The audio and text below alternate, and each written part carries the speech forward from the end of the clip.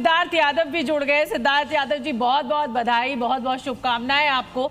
ऐतिहासिक जीत आपने बंगाल में दर्ज की है, असम में दोबारा एक बार फिर सत्ता में लौट रहे हैं। लेकिन सवाल जस का तस है और सवाल ये है कि बंगाल की जनता जो अब आज लगातार विरोध प्रदर्शन करते हुए बहुत जगहों पे हमें छिटपुट खबरें जो मिली हैं उसको कैसे कंट्रोल कर पाइएगा? शोभना जी, किन छुटपुट घटनाओं की आप जिक्र कर रही हैं? आज हमने देखा आसनसोल में, हमने देखा बैरकपुर में, वहां पर बीजेपी और टीएमसी के कार्यकर्ता भिड़ते हुए नजर आए।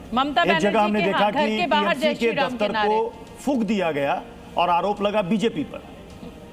तो आप जिन छुटपुट घटनाओं का उल्लेख कर पा रहे हैं वो आप इसलिए कर पा रहे हैं क्योंकि कोई बड़ी घटना इस बार पश्चिम बंगाल के अंदर नहीं हुई।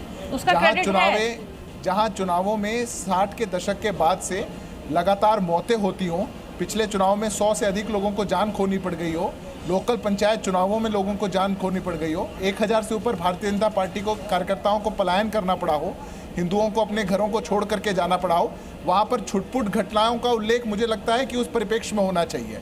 इस बार पश्चिम बंगाल के अंदर भयमुक्त चुनाव हो पाया है और बड़े संयम के साथ चुनाव हो पाया है।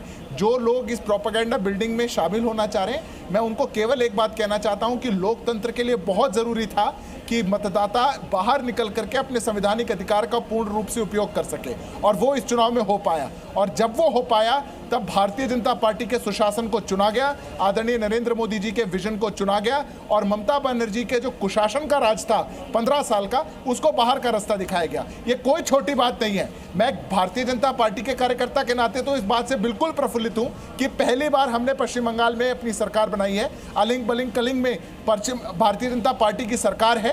पर मैं एक देश के नागरिक के नाते भी खुश हूं कि आज हमारे पश्चिम बंगाल में जहां पर लोकतांत्रिक चुनाव नहीं हो पाते थे, वहां पर हमने बहुत सुरक्षा के बीच चुनाव करवा पाए और पश्चिम बंगाल के लोग जो चाहते थे, वो जिसको मतदान करना चाहते थे, उन्होंने उनको मतदान किया और चुना। ये लोकतंत्र की जीत है, भाजपा की जीत है। ठीक है सिद्धार्थ जी, आप हमारे साथ बने रहें। सीधे बीजेपी हेडक्वार्टर दिल्ली का रुख करेंगे। ब्रह्म प्रकाश हमारे साथ, हमारे सहयोगी जुड़े हुए हैं। ब्रह्म प्रकाश, मतलब लंच तो हो गया, अब लग रहा है वहां पर डिनर की तैयारी चल रही होगी। क्या मेन्यू में वही रसगुल्ला है कि रसगुल्ला के अलावा संदेश भी ऐड हो गया उसमें?